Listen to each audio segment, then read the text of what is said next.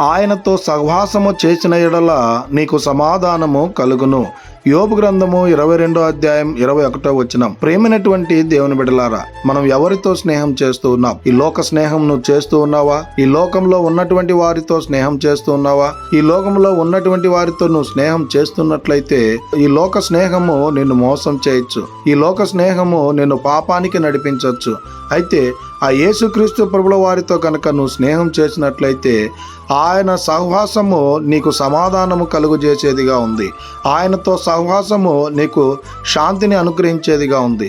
ఆయన సహవాసము నిన్ను ఆశీర్వదించేదిగా ఉంది. ఆయనతో సహవాసము నిన్ను ఆ పరలోక రాజ్యంలో చేర్చేదిగా ఉంది. కనుక ఈ లోక స్నేహాన్ని విడిచిపెట్టి యేసుక్రీస్తు ప్రభుల వారితో మనము స్నేహం చేసేటువంటి వారంగా ఉండాలని కోరుకుంటూ ఈ దిన వాక్యం ద్వారా దేవుడు బలపరచును గాక.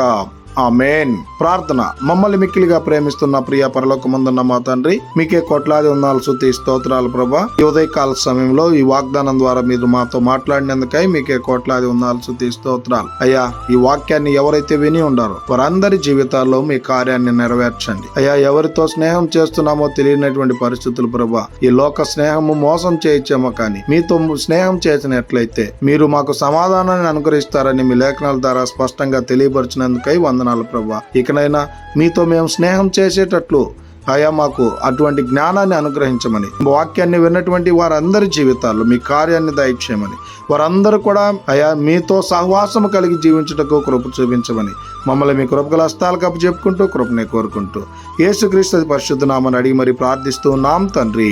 ఆమేన్.